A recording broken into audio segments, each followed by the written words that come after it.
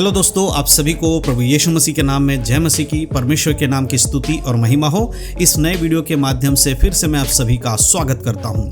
आज के समय में बहुत सारे ऐसे मसीही लोग हैं जो एक सवाल का जवाब हमेशा ढूंढते रहते हैं, और आज मैं उसी सवाल का जवाब देने के लिए वीडियो बना रहा हूं जो कि मसीह समाज के लोगों के लिए बहुत ही ज़्यादा ज़रूरी है।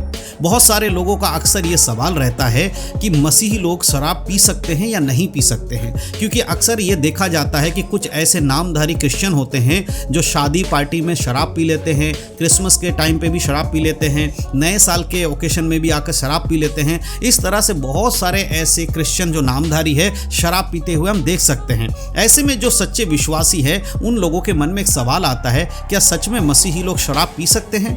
कुछ लोग कहते हैं कि थोड़ा शराब पी सकते हैं, इससे कोई पाप नहीं होता। कुछ लोग कहते हैं कि नहीं, बिल्कुल नहीं पी सकते क्योंकि बाइबल में इसे पीना मना किया गया है। और कई बार तो इस विषय को लेकर चर्चाएं होती हैं, बहुत सारे लोग अलग अलग बातें बोलने लगते हैं, अलग अलग तरीके से अपने विचारों को रखने लगते हैं। लेकिन आज हम यह देखने आए हैं कि क्या बाइबल कहती है कि यीशु मसीह पे विश्वास करने वाला व्यक्ति शराब पी सकता है? उसके बारे में आज हम इस वीडियो के माध्यम से समझेंगे।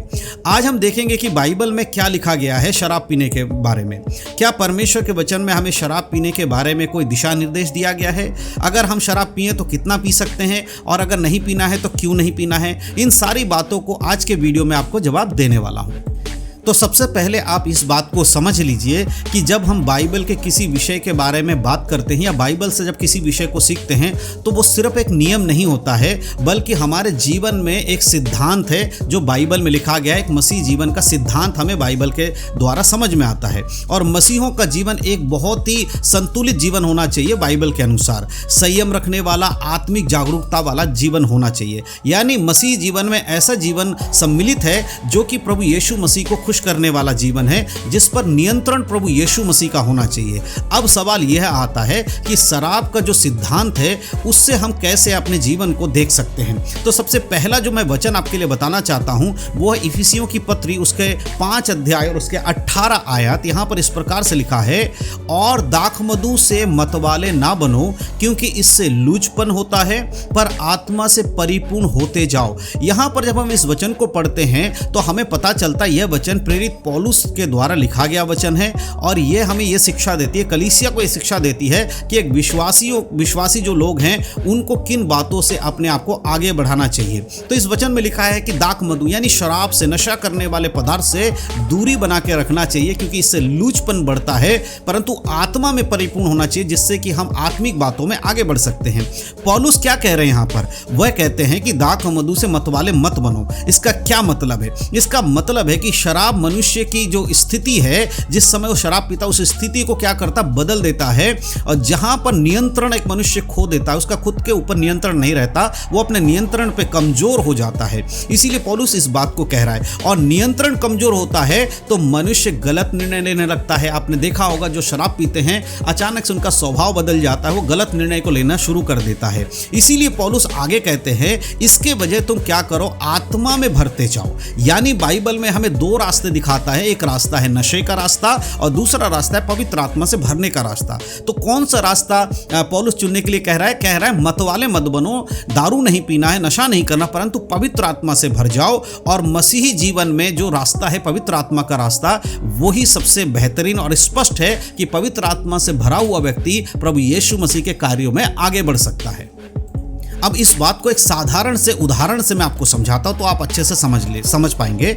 मान लीजिए कि कोई व्यक्ति थोड़ा थोड़ा करके शराब पीना शुरू करता है। पहले वो कहता है कि मैं थोड़ा पी रहा हूं, फिर वो धीरे धीरे उसकी आदत बन जाती है। फिर एक समय ऐसा आता है कि उसका व्यवहार बदलने लगता है। जब वो शराब नहीं पीता था उसका व्यवहार अलग था, जब उसने थोड़ा थोड़ा शराब पिया तो उसका व्यवहार थोड़ा और बदला, और लगातार ऐसे स्वभाव के कारण अब वो उस शराब का आदी हो गया है। अब उसका व्यवहार बदल जाता है। अब उसके व्यवहार में क्या बदलता है? 3 बातें जो सबसे महत्वपूर्ण है एक शराबी के जीवन में आप बदलाव देख सकते हो। पहला है वो गुस्सा जल्दी करने लगता है, हर बात में गुस्से में आ जाता है, बातों बातों पर उसका नियंत्रण जो है कमजोर हो जाता है, वो अपने आपे को खो देता है। जो भी वो फैसला लेता है उस फैसले में गलत होने का चांसेस अधिक होता है, 90% गलत होने के चांसेस होता है। लेकिन इस बात को आप धीरे धीरे महसूस करेंगे। एक शराब पीने वाले व्यक्ति के जीवन में ये कुछ लक्षण होते हैं जिससे आप पता लगा सकते हैं कि किस तरह से वो बदलाव आ रहे हैं। और यही कारण है कि बाइबल बार बार हमें संयम की शिक्षा देती है और बार बार हमें बुरे चीज़ें, गलत चीज़ों से दूर रहने की बात करती है। अगर आप नीति वचन की किताब उसके 20:1 को पढ़ेंगे तो देखिए वहां पर लिखा है, दाख मधु ठट्ठा करने वाला और मदिरा हुल्लड़ मचाने वाली है, और जो कोई इसके कारण बहकता है वह बुद्धिमान नहीं है। परमेश्वर का ये वचन कहता है। अब इस वचन के द्वारा जब हम समझेंगे तो हमें अच्छे समझ में आएगा। यह वचन राजा सुलेमान के नीति वचन से है और राजा सुलेमान का जीवन सच्चाइयों के बारे में बात कर रही है। और वो कहता है कि शराब मनुष्य को क्या करता, बहका देती है। मतलब यह है कि शराब मनुष्य को, जो उसके सोचने समझने की विवेक है, उसको प्रभावित करती है, जिसके वजह से वो हुल्लड़ मचाने वाला, ठट्ठा करने वाला बन जाता है, मजाक उड़ाने वाला बन जाता है। इस तरह का जीवन उसका दारू की वजह से, नशे की वजह से आ जाता है। तो इस वचन में इस प्रकार लिखा है। और जब किसी का विवेक पर कोई प्रभाव पड़ता है, प्रभावित होता है, तो वह मनुष्य जो बातें करता है उस बात में समानताएं नहीं रहती, स्थिरता नहीं रहती है। वो इधर उधर की बातें करना शुरू करता है और उसके निर्णय गलत होना शुरू हो जाता है। इसीलिए राजा सुलेमान कहते हैं, जो कोई इसके कारण बहक जाता है वो बुद्धिमान नहीं है। और परमेश्वर कहता है यहोवा का भय मानना बुद्धि का मूल है। यानी कि जो पवित्र आत्मा की खोज करेगा, जैसे पौलुस ने कहा था कि पवित्र आत्मा में बढ़ते जाओ तो वो बुद्धिमान बनेगा, परंतु जो नशे में बढ़ता जाएगा वो बुद्धिमान नहीं हो सकता। इसीलिए हमें इन चीजों को अच्छे से समझना चाहिए। अब मैं आपको एक और महत्वपूर्ण बात बताना चाहता हूं। अब एक सवाल कई लोग पूछते हैं, वे लोग कहते हैं क्या बाइबल में कहीं शराब नहीं पीने के बारे में, शराब के बारे में जिक्र किया गया है, नहीं किया गया है? तो हाँ, बाइबल में शराब का जिक्र है, लेकिन बाइबल में हमेशा संयम और सावधानी की शिक्षा दी गई है। पुराने नियम में कई जगह पर इस बात को कहा गया है, या इस बात के बारे में, शराब के बारे में, दाख मधु के बारे में लिखा है। उन बातों को लेकर बहुत सारे लोग ये कहते हैं बाइबल में लिखा है इसलिए हम उसका इस्तेमाल कर सकते हैं। लेकिन एक चीज आपको समझना पड़ेगा, बाइबल कभी भी नशे को आत्मिक जीवन का हिस्सा बनाने के बारे में बात नहीं करती है। उपचार के रूप में कई जगह पर अगर वो देखा गया तो वो सिर्फ और सिर्फ उपचार का था। उसे अपने जीवन में इस तरह का इंतजाम करने के लिए भाई पीना है इस तरह का नहीं है।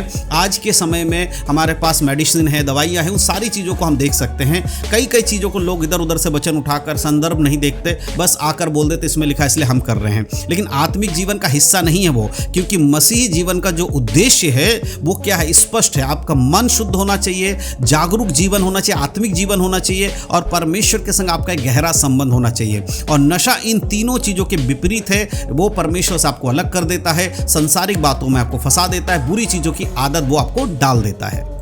मसीह लोगों को एक चीज़ हमेशा याद रखने की ज़रूरत, हमेशा याद रखना चाहिए।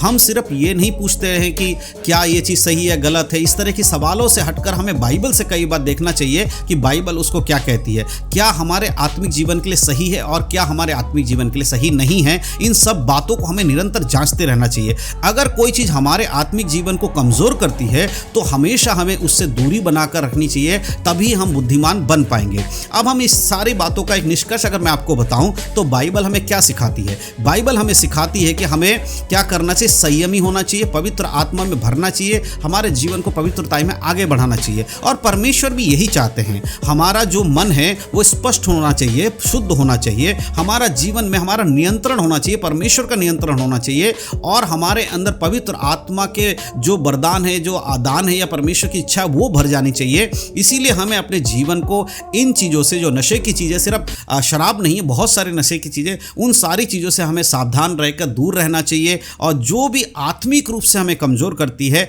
उन सब से अपने आप को अलग रखना चाहिए। तो मैं विश्वास करता हूं इन सारी बातों के द्वारा, जो बातें मैंने आपको बताया, आपको समझ में आया होगा कि क्यों एक मसीह विश्वासी के लिए शराब नहीं पीना चाहिए, क्योंकि आत्मिक जीवन के लिए सही नहीं है। बहुत सारे लोग अलग अलग उदाहरण दे सकते हैं, लेकिन फिर भी बाइबल इसकी इजाज़त नहीं देती है। तो अगर आपको ये वीडियो अच्छा लगा हो और आपको लगता है कि किसी दूसरे को शेयर करने से उसका जीवन बदल सकता है, तो मैं आपसे अनुरोध करता हूं कि इस वीडियो को आप जरूर शेयर कीजिए, ताकि और भी लोग हैं जो बाइबल की सच्चाई को नहीं समझ पाते, उन तक ये वीडियो पहुंचे और वो बाइबल की सच्चाई को जान सके। अगर आप चाहते हैं कि मैं ऐसे ही बाइबल आधारित और भी विषय पर वीडियो बनाऊं, तो आप जरूर हमारे इस वीडियो के कमेंट बॉक्स में कमेंट में लिख दीजिएगा कि आपको किस टॉपिक पर अगला वीडियो चाहिए। जिस पर सबसे ज़्यादा कमेंट आएंगे, जिस टॉपिक को लेकर मैं आने वाले समय में उस पर भी वीडियो बनाकर आप तक पहुंचाऊंगा। तो इन सब बातों के द्वारा परमेश्वर आप सबको आशीष दे। यीशु मसीह के नाम में सभी को जय मसीह की। God bless you.